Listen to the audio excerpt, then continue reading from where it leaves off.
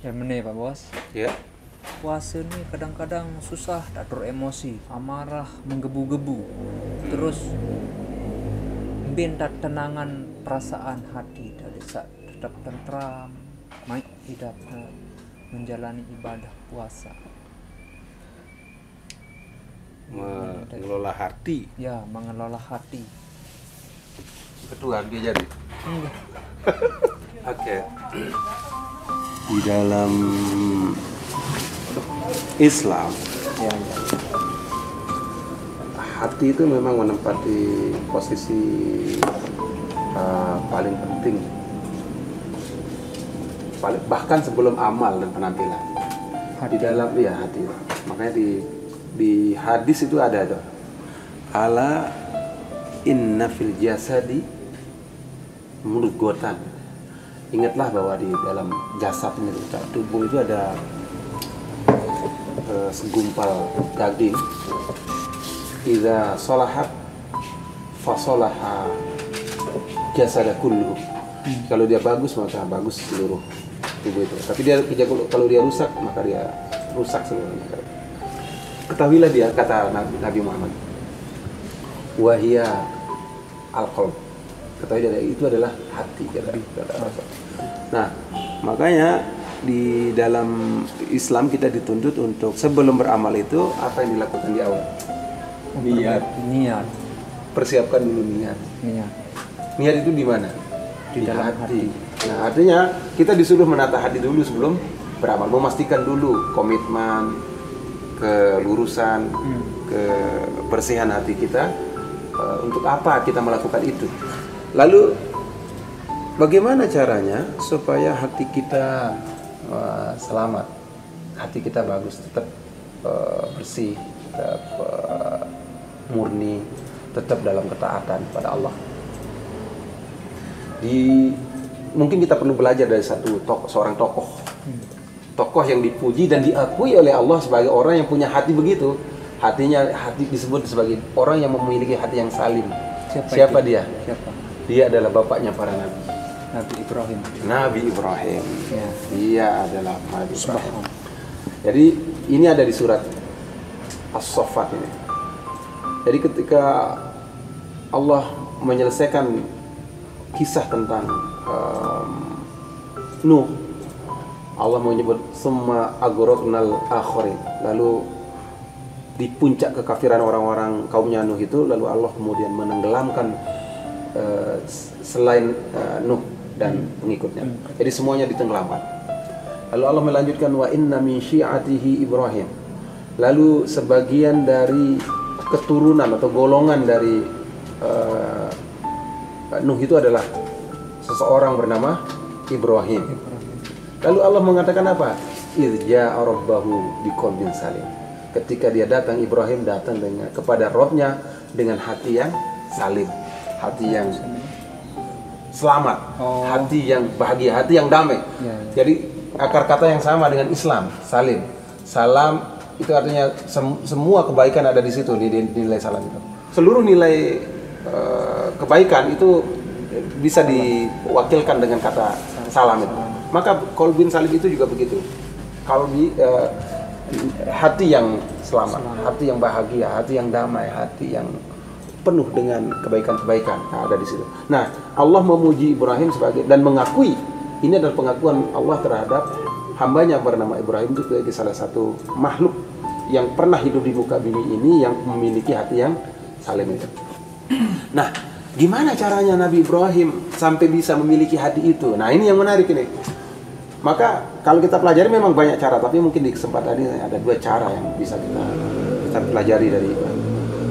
Yang setelah Allah menjelaskan tadi itu di surat As-Saffat itu, izja rabbahu biqalbin salim. Apa yang dilakukan oleh Ibrahim? Iz qala wa qala li abihi wa qaumihi maza ta'budun. Aifkan alihatan dunallahi turidun. Jadi lalu Allah menceritakan tentang pencarian ketauhidan Ibrahim. Jadi yang dilakukan oleh Ibrahim pertama kali adalah dia menata akidahnya. Diceritakan oleh Allah melakukan sebuah proses ilmiah untuk menemukan Tuhan yang sebenarnya. Maka kemudian yang pertama Ibrahim mulai bingung dengan perilaku kaumnya yang kenapa mereka menyembah. Dia bertanya kepada bapaknya dan kaumnya, kenapa kalian menyembah sesuatu ini? Apa alasannya katakan? Apakah kalian ini ingin menciptakan aifkan alihatan dunallahi turidun? Kenapa kalian menciptakan ilah-ilah selain Allah? Katanya. Lalu kemudian Ibrahim melakukan pencarian ilmiah itu dengan cara nazratan fin nujum. Dia lihat bintang. Ini lebih layak jadi Tuhan daripada Tuhan yang kamu bentuk-bentuk itu, yang kamu patung, kamu pahat-pahat itu. Kamu cari kayunya, kamu ukir kayunya, kamu tentukan kayunya, kamu tentukan besarnya, kamu bolak-balik kayu itu, dia tidak melawan. Tiba-tiba setelah dia jadi sebuah bentuk, kok dia jadi kamu sembah, kamu takut sama dia. Ini lebih layak kata Ibrahim ketika melihat bintang. Tetapi ketika bulan itu terbenam, Ibrahim mengatakan saya nggak suka sesuatu yang terbenam. Karena apa? Tuhan itu nggak mungkin dia muncul dan hilang dan pergi. Tuhan itu harus tetap abadi. Karena kalau dia pergi, terbenam, siapa yang akan mengurus alam semesta ini di waktu siang hari? Nah, tapi yang paling penting kemudian, apa hubungannya mencari tauhid, membenarkan akidah kita itu dengan hati? Nah, jadi ternyata dengan berakidah, dengan bertauhid yang benar itu sebenarnya dampaknya secara psikologis, dampaknya secara mental terhadap kita. Dia punya dampak yang luar biasa. Jadi ilustrasinya begini, satu saat Anda pergi ke sebuah tempat jalan-jalan, lalu Anda kehilangan dompet, istri Anda juga hilang. Di tengah jalan Anda berpisah dengan istri Anda dan anak-anak. Tiba-tiba hilang. Nggak ada sama sekali. Harta Anda nggak ada, anak Anda juga hilang di sebuah keramaian, hilang sama sekali, dia hilang. Lalu Anda duduk di pinggir jalan. Ketika Anda duduk di pinggir jalan itu, tiba-tiba Anda lagi dalam keadaan bersedih. Tiba-tiba datang seorang yang Anda idolakan. Kebetulan orang yang Anda idolakan itu mungkin karena punya kuasa, punya kekuatan, punya kekayaan, punya keterkenalan, punya koneksi, punya jabatan, kewenangan hebat. Katakanlah seorang presiden datang. Penguasa. Jokowi datang. Tiba-tiba dia Jokowi itu datang begini. Yar, apa? Kenapa kelihatan sedih sekali? Tenang, ada saya. Nggak usah sedih, nggak usah kamu susah begitu.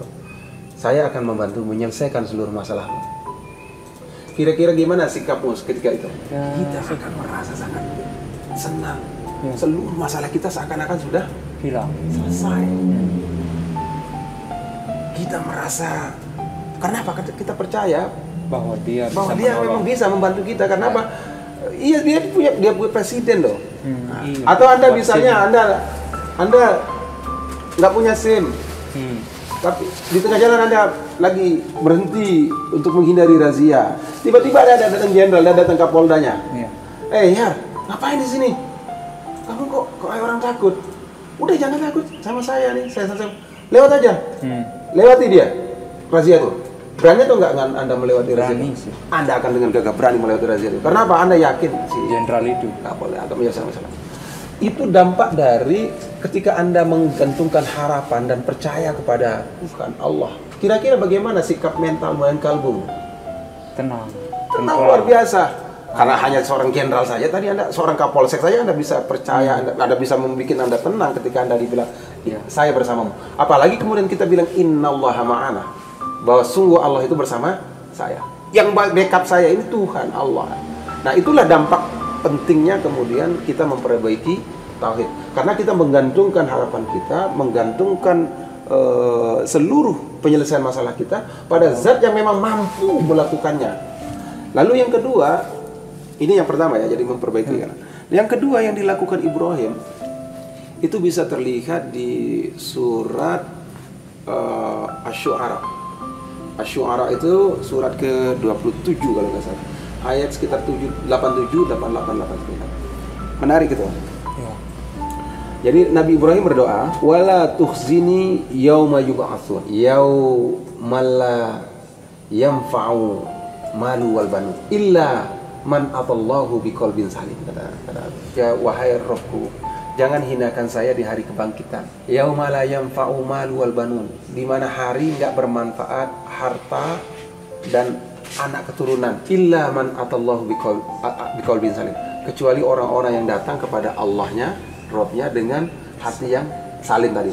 Dan Nabi Ibrahim termasuk orang yang diakui oleh Allah sebagai orang yang berhati salim, selamat. Kalau kita lihat ini doa ini nggak ada hubungan kan sama sekali. Ya Allah, jangan dihinakan saya besok di hari kiamat, di mana hari tidak bermanfaat harta benda dan anak-anak, kecuali yang datang dengan hati yang salim. Pernyataan ketiga itu kan nggak apa hubungannya itu dengan pernyataan kedua dan ketiga itu? Ternyata sangat ada hubungannya. Jadi kalau kita lihat dari belakang, orang-orang yang selamat itu adalah orang yang kalbunya salim itu adalah orang-orang yang tidak terpengaruh oleh harta benda dan anak-anak. Ini adalah simbol dari harta dunia. Jadi dia tidak terpengaruh, dia tidak terpaku, dia tidak cinta mati pada keduanya itu. Nah, kedua. Inilah yang kalau orang terpaku dengan inilah yang akan membuat dia tuh zini. Dia akan terhina di hari kebangkitan. Nah, kita lihat ini penjelasannya di surat, ada dua kata di dalam Al-Qur'an itu yang dimulai dengan kata wail. Meskipun ada ayat lain yang ada wailaka amin ada. Tetapi ada dua surat yang dimulai dengan kata wailul, celakaan bagi. Ada dua, surat Al-Humazah dan surat Al-Mutaffifin. Dan dua-duanya sama itu. Akar problemnya sama. Wailul likulli humazatil lumazah. Kecelakaan bagi si pengumpat dan si pencela. Apa ciri-ciri pengumpat dan pencela itu? Allazi jama'a malam wa adada. Yaitu dia orang yang suka mengumpulkan harta benda dan menghitungnya. Para mufasir menyebut bahwa yang dimaksud ini adalah dia mengumpulkan harta lalu menghitung-hitungnya. Artinya apa? Dia sangat cinta pada dunia. Dia orientasi hidupnya itu adalah status sosial keduniaan. Dia orang ini menghalalkan segala cara supaya dia bisa teguh status sosialnya. Dia gila jabatan, maka untuk menjatuhkan orang dia sanggup melakukan humazah dan lumazah, mencela orang lain baik di depan maupun di belakangnya, supaya dia bisa menang di dalam di dalam persaingan bisnis. Maka dia juga bisa melakukan itu, humazah dan lumazah. Padahal itu hanya untuk harta dan benda dan jabatan. Itu maksudnya. Nah, coba lihat kemudian di ujung aja. Allazi jama'a malam wa'dah yahsabu anna malahu alhadah kalla la yubazanna fil hutamah. Nanti sekali-kali nanti orang yang humazah dan lumazah ini nanti dia akan masuk neraka hutamah. Wa ma adraka mal hutamah. Tahu kamu neraka hutamah itu? Narullahil muqaddah. Adalah nar, api Allah yang sangat membakar. Nah, lihat ini. Setiap kata yang diatribusikan, dilekatkan dengan kata Allah itu pasti sesuatu yang besar. Kitabullah, kitab yang agung. Baitullah, rumah Allah, rumah yang luar biasa agung. Maka ketika disebut narullah, ada api Allah sendiri yang menjadi stokernya, tukang bakarnya, penjaga. Dia yang membesarkan api, yang dibesarkan oleh Allah sampai. Nah, nanti mungkin itu tapi pembahasan yang lain ya. Dia akan dimasukkan ke sana. Lalu apa api itu katanya? Ini yang menarik nih. Allati at-tali'u 'alal afidah. Api itulah nanti dia akan membakar sampai membakar afidah, hatinya. Nama lain dari kulub. Fuada. Kolbi itu lebih kecil dari fuada, dari hati. Lihat itu. Kenapa orang tukang caci dan tukang maki kok dibakar hatinya? Padahal yang bekerja, yang dosa itu gimana ya? Dan lidahnya dan kakinya ya. Lidahnya kan yang kenapa harus kepentingan Allah membakar dia sampai hatinya? Problemnya adalah yang kedua tadi, bahwa problem dia adalah allazi jama'a malamnya wa'adada. Dia itu mengumpulkan harta. Dia ada sikap tamak pada dirinya, pada harta dunia. Serakah itu menimbulkan dia hasad, dengki. Jadi problem bertanya ada di hatinya. Dimulai dari hatilah, kemudian dia memunculkan masalah humazah dan lumazah. Begitu juga di wailul lil mutaffifin. Kecelakaanlah bagi orang yang curang. Apa orang yang curang itu? Oh, orang yang curang itu kalau dia jadi konsumen, alladzina idza talu 'alan nasi yastawfun wa idza kaluhum aw wazanuhum yukhsirun. Kalau dia jadi konsumen, dia mau menang, dapat banyak tambahan. Tapi kalau dia jadi penjual, Dia mengurangi timbangannya supaya orang kalah. Jadi dia mau menang saja. Tamak nggak? Di lanjutan ayat itu, di lanjutan ayat Al-Mutaffifin ini di ayat 14, kalla balrona ala qulubihim makanu yaksibun. Yes, kalla balrona ala qulubihim. Tidak sekali-kali. Bahkan perbuatannya itu akan melahirkan arron. Arron itu adalah noda-noda yang akan numpuk di dalam kolbunya.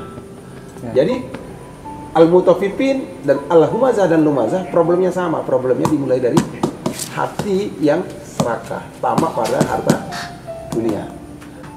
Nah, ini yang dilihat oleh setan pertama kali ketika dulu setan mengganggu Adam. Adam tidak kebal dengan gangguan setan, maka ada satu gangguan yang dia lakukan oleh setan itu. Apa? Dia memunculkan sikap tamak dari Adam. Setelah dia mati kutu, lalu apa rayuannya iblis terhadap Adam? Adam, tahu nggak kenapa kamu dilarang oleh malaikat mendekati pohon ini? Supaya kamu tidak menjadi malakain dan tidak kholidain. Supaya kamu tidak menaik derajat menjadi malaikat dan tidak kekal di sini. Padahal dulu Allah pernah menjanjikan dia. Allah ditempatkan di surga. Apa yang kurang dari Nabi Adam? Nggak ada. Tapi Adam ingin lebih. Dia tamak. Ada sifat tamaknya muncul. Ingin menjadi malaikat yang abadi. Kemudian itu yang akhirnya mendorong dia untuk melakukan kejahatan. Dia mengikuti bisikan dari iblis itu. Ya. Dan yang ketiga tentu ini ya. Saya kira jangan lupa pada satu hal yang meskipun kita sebut belakangan tapi ini penting. Yaitu meminta kepada si pemilik hati itu untuk meneguhkan hati kita. Jadi yang paling penting itu memperbanyak doa itu. Doa yang diajar oleh Nabi. Nabi sendiri berdoa tentang itu. Jadi kulub, tadi kan kolbi hati itu.